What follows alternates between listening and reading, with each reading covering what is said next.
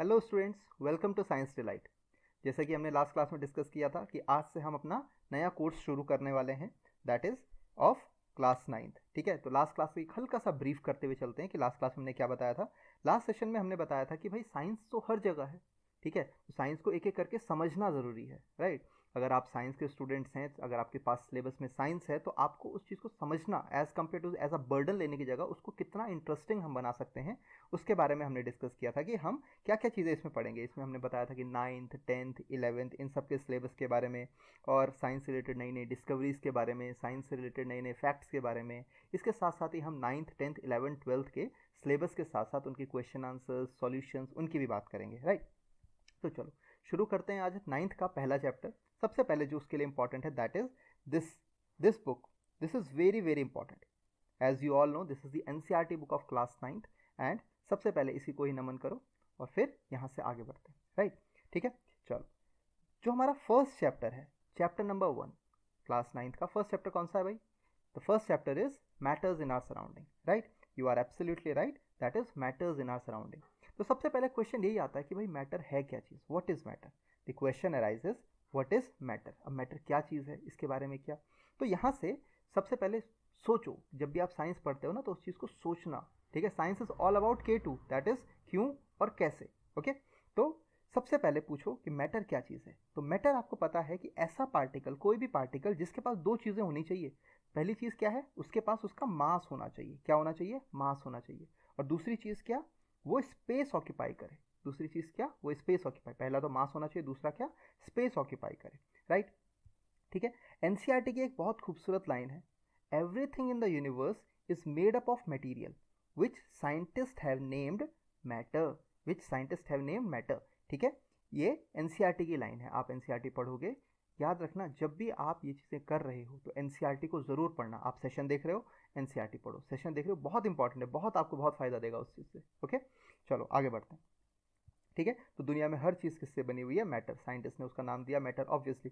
ठीक है, तो सबसे पहले हम इसमें बात करते हैं कि भाई हिस्टोरिकल एस्पेक्ट क्या है मैटर का, कि भाई कहाँ से शुरुआत हुई, क्योंकि ऑब्वियसली शुरुआत कहीं से तो हुई होगी।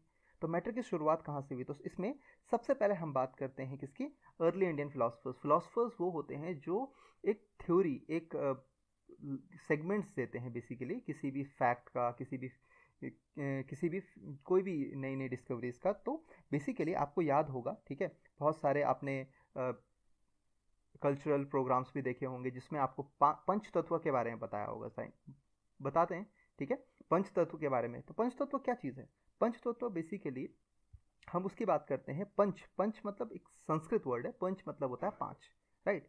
तत्व मतलब सब्सटेंसेस, मटेरियल्स, राइट। तो पंच तत्व क्या होंगे? We are made up of पंच तत्व, दैट इज बेसिक एलिमेंट। सब, the first one is earth. Earth is पृथ्वी, as we all know. Second is आकाश, that is sky. Third one is vayu, that is air, very very important for us, right. That is, third is agni, agni is fire. And last one is jal, jal is water, right. आप सबको इन चीज़ों के बारे में तो अच्छे से पता होगा। देखो कितना खूबसूरत सा डायग्राम भी है यहाँ पर। ठीक है, तो यहाँ पर ये रिलेट कर रहा है कि जो एवरीथिंग, यहाँ पर तो ह्यूमन बॉडी के रेस्पेक्ट में बोला गया है, लेकिन everything in our universe is made up of पंच तत्व। ठीक है, ऐसे ही और साइंटिस्ट भी थे। ठीक है, जैसे कि कोई ग्रीक फिलोसफर थे। ग्रीक फिलोसफर्स में एक बहुत इंपॉर्टेंट नाम आता है इम्पोडिकस। ओके, इम्पोडिकस ने बताया था, sorry I misread it, that is Empedocles. Empedocles ने बताया था, एक ग्रीक, उन्होंने कहा था कि 4 एलिमेंट्स हैं। कौन कौन से? Fire, earth, air and water. और उसने उन्हें क्या कहा? रूट्स कहा। क्या कहा? Roots. That is Greek gods, right. ठीक है, ग्रीक गॉड्स। अब इसमें देखो, यहाँ पर एक सुटेबल डायग्राम है, एक अच्छा सा डायग्राम आपके लिए, और ये है आपके पास जो ग्रीक फिलोसफर है, एम्पीडोक्लस। ओके, नेक्स्ट आगे बढ़ते हैं। मॉडर्न डे साइंटिस्ट क्या कहता है? ठीक है, मॉडर्न डे साइंटिस्ट क्या कहते हैं? मॉडर्न डे साइंटिस्ट ने 2 तरह के क्लासिफिकेशन दिया। किस किस बेसिस पे? एक तो फिजिकल नेचर के बेसिस पे और एक केमिकल नेचर के बेसिस पे। ठीक है, फिजिकल नेचर मतलब बेसिकली उनका अपीयरेंस कैसा है, और केमिकल नेचर मतलब उसके अंदर के कॉन्स्टिट्यूएंट्स कैसे हैं, राइट। तो सबसे पहले हम बात करते हैं फिजिकल नेचर ऑफ मैटर की, राइट। सबसे पहले हम किसकी बात करेंगे? फिजिकल नेचर ऑफ मैटर की। तो फिजिकल नेचर ऑफ मैटर में अगर मैं देखूं तो सबसे पहले मैटर किससे बना हुआ है? पार्टिकल से, आपको पता है मैटर किससे बताओ, चाहे आप किसी भी फॉर्म में बोलें कि भाई एटम्स की फॉर्म में बोलें, अगर आप बायो में जाते हैं तो सेल की फॉर्म में बोलते हैं, तो हर एक चीज़, चाहे मैं हूँ, चाहे ये पेन है, चाहे कुछ भी है, टेबल है, फैन है, हर चीज़ किसी ना किसी, अगर उसको तोड़ते जाएं तोड़ते जाएं तोड़ते जाएं तो एक छोटा सा पार्टिकल मिलेगा आपको, ठीक है। उसी को ही हमने कहा, केमिस्ट्री में हम उसको एटम्स बोल देते हैं, बायोलॉजी में सेल्स बोल देते हैं। तो आपको पता है कि हर एक मैटर पार्टिकल किसी एक कॉन्स्टिट्यूएंट से बना होता है, ठीक है। तो हम कैसे बोलते हैं, how can we say matter is made up of particles, कैसे, that's what I told you कि साइंस इज ऑल अबाउट क्यों और कैसे, कैसे पता लगेगा कि भाई मैटर जो है पार्टिकल से बना हुआ है। तो इसमें हम सबसे पहले एक एक्टिविटी परफॉर्म करते हैं, देखें, ठीक है। एक्टिविटी से आप जब भी चीज़ों को आप देखते हो तो आप बहुत इजीली उस चीज़ को ऑब्जर्व करना इजीली आपके दिमाग में बैठ जाता है। तो let's perform an activity, okay. एक शुगर सॉल्यूशन बनाते हैं, ठीक है। शुगर सॉल्यूशन में आपने देखा, यहाँ पर देखो एक एक्टिविटी परफॉर्म की गई है। शुगर सॉल्यूशन में आपने क्या किया, पानी लिया, शुगर लिया, आपने उन दोनों को क्या कर दिया, मिक्स कर दिया, राइट। पानी और शुगर को आपने, आप ऑब्वियसली लैमिनेट बनाते हैं तो सबसे पहले शुगर को पानी में घोलते हैं, ऑब्वियसली बात है, ठीक है, इसमें ज़्यादा कुछ नहीं। लेकिन अगर उसी शुगर सॉल्यूशन को हम माइक्रोस्कोप में देखें, यहाँ पर आपको दिख रहा है, ठीक है, डिजॉल्विंग शुगर इन वाटर, तो आपको एक क्रिस्टल क्लियर वाटर दिख जाता है, राइट। आपने शुगर को पानी में डाला, पानी में डिजोल्व किया और क्रिस्टल क्लियर दिख गया। अब आपने क्या किया, वहाँ से थोड़ा सा 2 ड्रॉप वाटर निकाले और उसको क्या किया, माइक्रोस्कोप में देखने की कोशिश की। तो माइक्रोस्कोप में जब भी आपने इसको देखा तो वहाँ पर क्या देखा आपने कि जो ये ब्लैक वाले मॉलिक्यूल्स हैं, ठीक है, वो क्या है, वाटर के, ठीक है। और जो आपको यहाँ पर हेक्सागोनल मॉलिक्यूल दिख रहे हैं वो क्या चीज़ है, वो बेसिकली किसके हैं, वो शुगर के क्रिस्टल्स हैं जो कि वाटर के बीच में पैक हो गए हैं, राइट। तो यहाँ से हमको क्या पता लगा कि कुछ ना कुछ पार्टिकल्स, जो वाटर है वो भी किसी ना किसी चीज़ से बना हुआ है, जो शुगर है उसके भी कुछ ना कुछ पार्टिकल्स हैं, राइट। समझ में आया इतना, ठीक है, आगे बढ़े, ओके।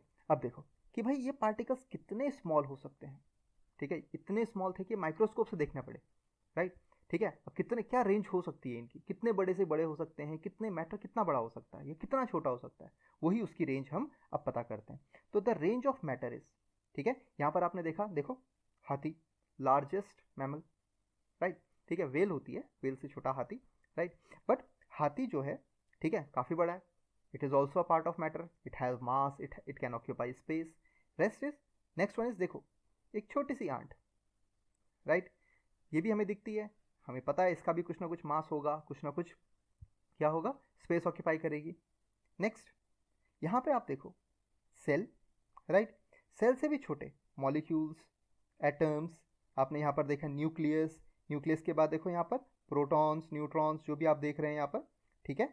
और उससे भी छोटा कुछ होता है क्या, ठीक है, मतलब आप कहाँ तक चले गए, देखो आप मॉलिक्यूल्स, कंपोनेंट्स जो आपने हाथी वाथी सब देखे, फिर उसके बाद आपने बोला कि एटम है, एटम सबसे छोटा, नहीं, एटम से छोटे प्रोटॉन्स हैं, न्यूट्रॉन्स हैं, ठीक है, प्रोटॉन्स न्यूट्रॉन्स एटम से छोटे हो गए, फिर उससे भी छोटा कुछ होता है क्या, ठीक है, उससे भी छोटा। तो आगे हम बात करते हैं कि भाई कुछ है ऐसी चीज़, anything which is smaller than quark, ठीक है, मतलब एटम हो गया, एटम से प्रोटॉन हो गए, प्रोटॉन से क्वार्क हो गया, क्वार्क से भी नीचे कुछ है क्या, ठीक है। तो वही चीज़ हम देख रहे हैं कि क्वार्क से नीचे क्या है, प्रियॉन्स, ठीक है, this is the term, yes, ठीक है ना, शॉकिंग बात, ठीक है। Prions, prions is very very small particles, ठीक है। आप बोलोगे प्रियॉन्स आर हाइपोथेटिकल पार्टिकल्स, मतलब हाइपोथेटिकल का मतलब क्या हुआ, हाइपोथेटिकल का मतलब वो एक्चुअल में एग्जिस्ट करते हैं या नहीं हमें नहीं पता, लेकिन हमने बोल दिया कि वो सबसे छोटी चीज़ होगी, that are hypothetical particles, right, ठीक है। They have been proposed as the building blocks of quark, मतलब क्वार्क को किससे बनाया गया है, प्रियॉन से बनाया गया है, ओके, ठीक है, which in turns the building blocks of protons and neutrons और क्वार्क्स। तो आप यहाँ से क्या बोल सकते हो, जो प्रियॉन्स हैं, जो प्रियॉन्स हैं, ठीक है, उससे क्या बना, उससे क्वार्क बना, क्वार्क से क्या बना, प्रोटॉन्स एंड न्यूट्रॉन्स बने, ठीक है। और आपको पता है इससे क्या बनता है, प्रोटॉन्स न्यूट्रॉन से न्यूक्लियस बनता है, न्यूक्लियस से क्या बनता है, एटम बनता है, एटम से क्या बनते हैं, एटम, ठीक है, एटम से क्या बनते हैं, मॉलिक्यूल बनते हैं, राइट, मॉलिक्यूल बनते हैं, ठीक है। ये सब चीज़ों आपको पता है, राइट। फिर उससे तो आपको पता ही है मॉलिक्यूल से कॉन्स्टिट्यूएंट्स बनते रहते हैं, डिफरेंट डिफरेंट टाइप्स के बड़े बड़े छोटे छोटे मॉलिक्यूल्स प्रेजेंट होते हैं, राइट, ठीक है।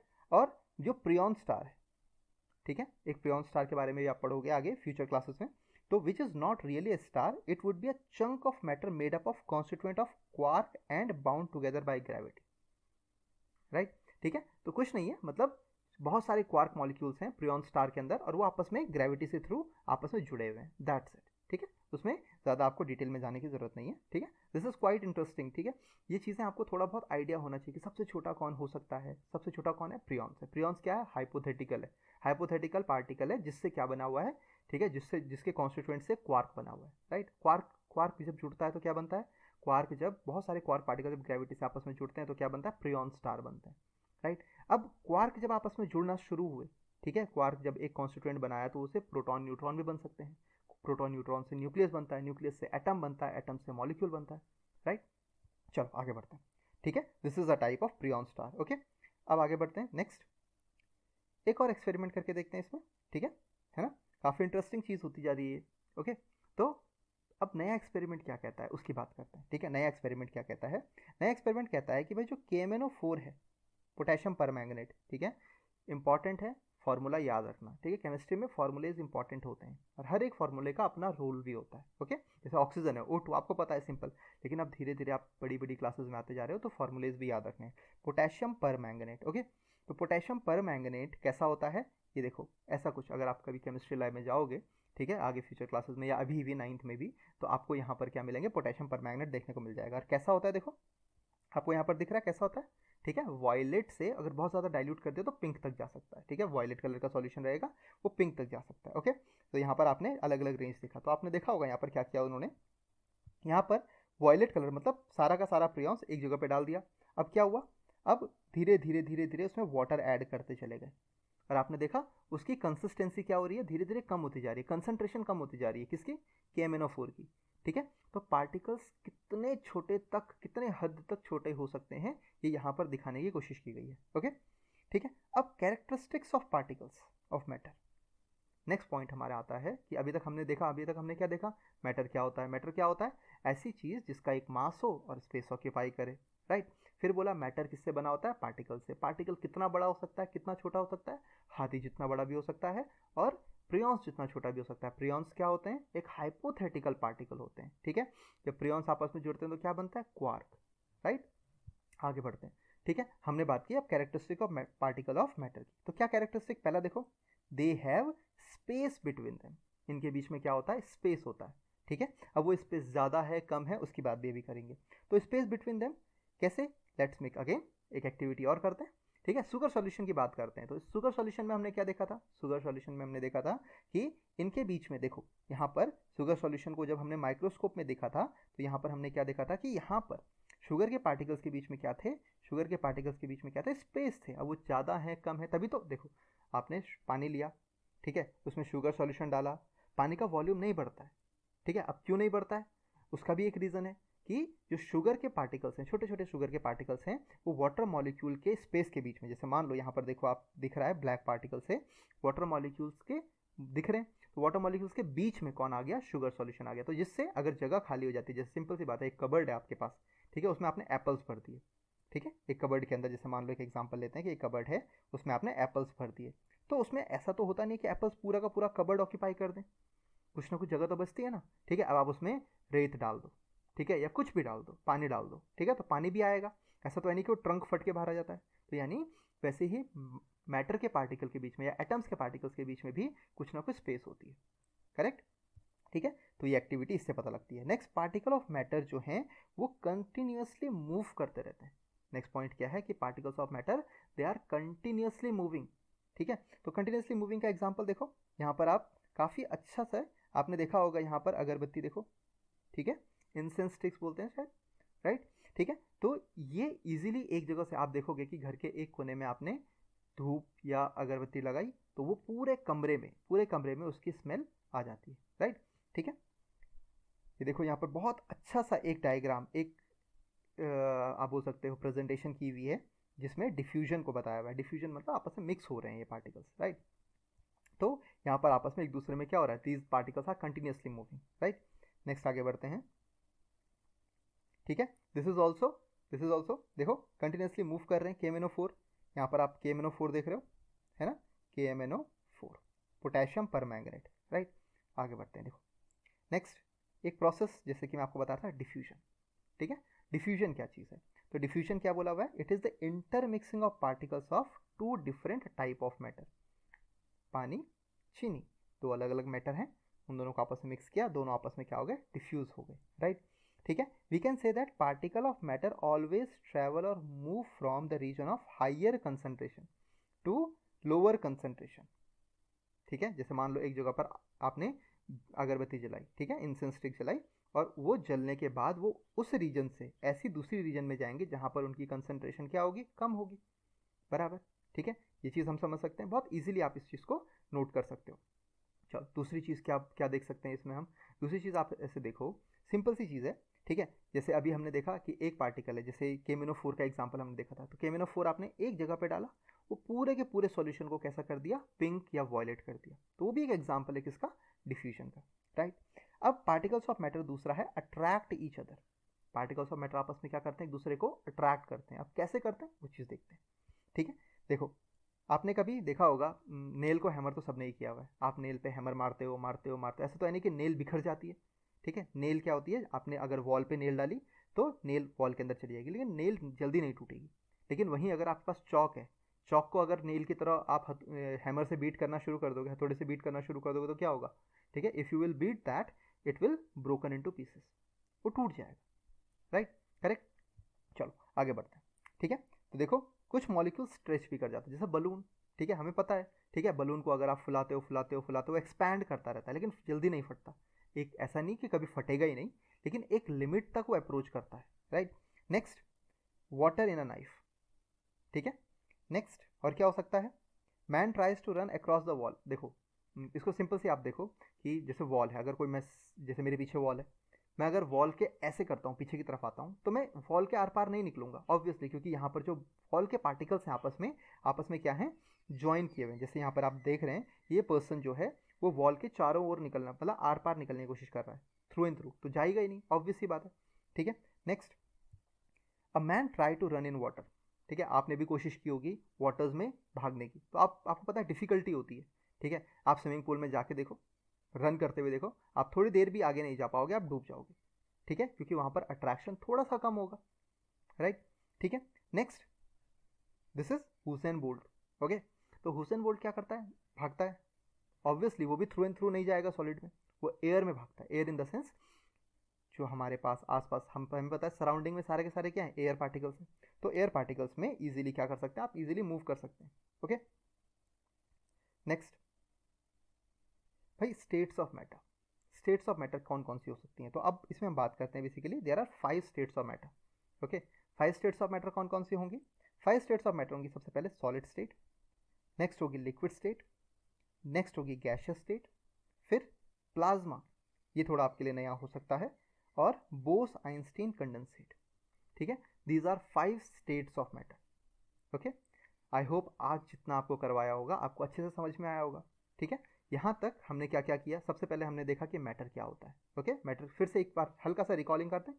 मैटर क्या होता है, मैटर वो पार्ट होता है जिसका, वो मटेरियल होता है जिसका क्या हो, एक मास हो और जो कुछ ना कुछ स्पेस ऑक्यूपाई करता हो, राइट। कैसे पता लगेगा मैटर है, मैटर पार्टिकल से बना होता है, और वो पार्टिकल बड़े भी हो सकते हैं छोटे भी हो सकते हैं। कैसे बताया था, KMnO4 को पानी में डाल के देखा, फिर उसको डाइल्यूट किया डाइल्यूट किया डाइल्यूट किया डाइल्यूट किया, KMnO4 का नाम क्या था, पोटेशियम परमैंगनेट, राइट।